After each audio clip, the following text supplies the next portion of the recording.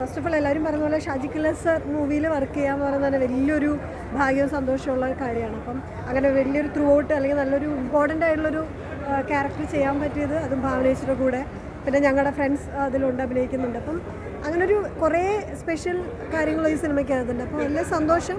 പിന്നെ ഒത്തിരി പൊളിറ്റിക്കലി കുറേ കാര്യങ്ങൾ ഈ സിനിമയിൽ പറഞ്ഞു പോകുന്നുണ്ട്. ഇപ്പോൾ ഈ അടുത്ത് പോലും ഇത് നടന്നൊരു സംഭവമാണ്. വീപ്പ കേസ് എന്ന് കേട്ടിട്ടുണ്ടാവാം, നിങ്ങൾ സെർച്ച് ചെയ്ത് കഴിഞ്ഞാൽ അറിയാൻ പറ്റും. അത് നടന്നൊരു സംഭവത്തിൻ്റെ ഒരു എലമെൻറ്റ് നമ്മൾ ഈ സിനിമയ്ക്കകത്ത് യൂസ് ചെയ്തിട്ടുള്ളത്. അപ്പോൾ അങ്ങനത്തെ ഒരു സിനിമ നടന്ന റിയൽ ഇൻസിഡൻറ്റിനെ ബേസ് ചെയ്തൊരു സിനിമ ചെയ്യുന്നു. പിന്നെ ഒത്തിരി ഇപ്പോൾ ഈ അടുത്ത് തന്നെ നമ്മൾ കണ്ട കൊൽക്കത്തയിലൊക്കെ ഉണ്ടായ ഓരോ മെഡിക്കൽ ഫീൽഡിലൊക്കെ ഉണ്ടാകുന്ന പല പ്രശ്നങ്ങളൊക്കെ എനിക്കിത് കണ്ടപ്പോൾ പെട്ടെന്ന് ഓർമ്മ വന്നു. അപ്പോൾ സ്റ്റിൽ ഇത്തരം കാര്യങ്ങളൊക്കെ ഇപ്പോഴും 2024 നടക്കുന്ന കാര്യങ്ങളാണ്. അപ്പോൾ അതൊക്കെ ഇപ്പോൾ കണക്ട് ചെയ്ത് ഇപ്പോൾ ഒരു സിനിമയിൽ കാണാൻ കഴിഞ്ഞപ്പോൾ കുറച്ചും കൂടി ആളുകൾക്കുള്ളൊരു മെസ്സേജും കുറേ കാര്യങ്ങളും കൂടി ഉണ്ടെന്ന് മനസ്സിലായി. അപ്പോൾ വളരെ സന്തോഷം. അങ്ങനൊരു സിനിമ ഇപ്പോൾ റിലീസായതിലും എല്ലാവരും ഇപ്പോൾ കണ്ട് നല്ല അഭിപ്രായം പറയുന്നതിലൊക്കെ സന്തോഷം. ഇനി ബാക്കി എല്ലാവരും കണ്ട അഭിപ്രായം പറയാം.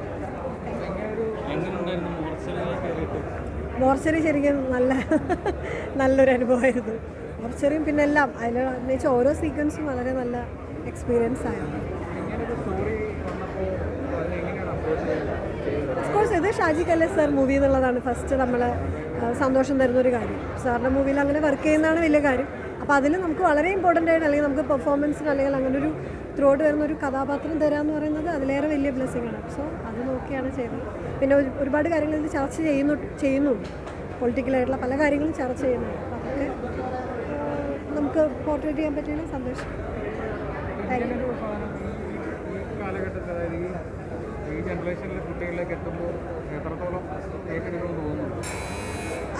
ഈ ജനറേഷൻ എന്നുള്ളതല്ല, ഇപ്പോൾ നമ്മൾ പല കാര്യങ്ങളും എനിക്കതാ ഞാൻ നേരത്തെ പറഞ്ഞത്, പല കേസസ് ഇപ്പം കൊൽക്കത്തയിലൊക്കെ ഉണ്ടായ കേസ് പറയുമ്പോൾ നമ്മൾ വിചാരം ഇതൊന്നും ഇനി നടക്കില്ല എന്ന് വിചാരിച്ച കാലഘട്ടമാണ്. എന്നിട്ട് പോലും ഈ അടുത്ത് അങ്ങനെ ഒരു ഷോക്കിംഗ് ആയിട്ടുള്ള ഒരു ന്യൂസ് ഉണ്ടായി. അപ്പോൾ സിനിമയ്ക്കകത്തും നമ്മൾ അതിനെക്കുറിച്ച് അല്ലെങ്കിൽ അത്തരം കാര്യങ്ങളൊക്കെ ചർച്ച ചെയ്യുമ്പോൾ അതൊരിക്കലും ഒരു ക്ലീശ കാര്യമല്ല, ഇപ്പോഴും നടക്കുന്ന കാര്യം തന്നെയാണ്. അപ്പോൾ നമ്മൾ ഇനിയും സിനിമയിലൂടെ ഇനിയും കാണിച്ചുകൊണ്ടിരിക്കും അത്തരം റെലവൻ്റ് ആയിട്ടുള്ള ടോപ്പിക്കുകൾ. സോ ഞാൻ അങ്ങനെയാണ് ഇപ്പോൾ ഇതിനെ കാണുന്നത്. ഒരു കഥാപാത്രം ചെയ്യാൻ പറ്റിയത് വലിയൊരു ഭാഗ്യം. അങ്ങനെ ഒരു സ്ക്രീനിൽ വരാൻ സാധിച്ചതിന് വലിയൊരു സന്തോഷം ഞങ്ങളുടെ ടീമായിട്ട്. പിന്നെ ഞങ്ങൾ വളരെ സുഹൃത്തുക്കളാണ്. അപ്പോൾ ഞങ്ങൾക്ക് വീണ്ടും ഒരു മൂവി അങ്ങനെ ചെയ്യാൻ പറ്റി. പിന്നെ ഭാവനേജ് ഓഫ് കോഴ്സ് ആളുടെ കൂടെയും വർക്ക് ചെയ്യാൻ പറ്റിയത്. ഞങ്ങൾ നമ്മുടെ എന്താ പറയുക സിനിമയെ പറ്റി കൂടുതൽ ഞങ്ങൾ പറയുന്നതിൽ കാര്യമില്ല, മറ്റുള്ളവർ കണ്ട് പറയുന്നതാണ് ഇനി വെയിറ്റ് ചെയ്യുന്നത്. ഇപ്പോൾ ഇവിടെ വന്ന കണ്ടവർക്കൊക്കെ എൻഗേജിങ് ആണെന്ന് പറഞ്ഞത് വളരെയധികം സന്തോഷം തോന്നി. സോ നിങ്ങളെല്ലാവരും ഇനി കണ്ടിട്ടില്ല അല്ലേ? കണ്ടോ? എങ്ങനെയുണ്ടായിരുന്നു? നല്ലതല്ലേ? എലമെന്റ്സ് അതെല്ലാം വന്നു അല്ലേ? അത് മതി, അതാണ് ഞങ്ങൾക്കും വേണ്ടത്. ഇതിലെല്ലാം ഉണ്ട്. ഒരു എക്സൈറ്റ്മെൻറ്റ് കാര്യങ്ങളും പിന്നെ ത്രില്ലിംഗ് ആണെങ്കിലും പിന്നെ റൊമാൻസ് ആണെങ്കിലും ഒത്തിരി അങ്ങനെ നല്ല എലമെൻറ്റ്സ് ഒക്കെ കൂട്ടിച്ചേർത്തിട്ടുള്ളൊരു സിനിമയാണ്. അപ്പം എന്തായാലും തിയേറ്ററിൽ തന്നെ അത് പോയി കാണണം എല്ലാവരും. Thank you. അറിയില്ല ബ്രോ, എനിക്ക് അറിഞ്ഞൂടെ. ഇനി ചെയ്യരുതെന്നാണ് അവർ പറഞ്ഞുകൊണ്ടിരിക്കുന്നത്. എങ്ങനെയൊക്കെയോ കറങ്ങി തിരിഞ്ഞ് വരുന്നതാണ്.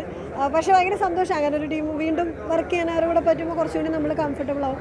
ഭയങ്കര സന്തോഷമാണ്. ഫ്രണ്ട്സ് മോഡായിട്ട് ഞങ്ങൾ ചെയ്യുന്നത്. പക്ഷെ ഇതിൽ ഞാനും ചന്തു ചേട്ടനാണ് പെയർ ചെയ്യുന്നത്. 12th Man അങ്ങനെ ആയിരുന്നില്ല.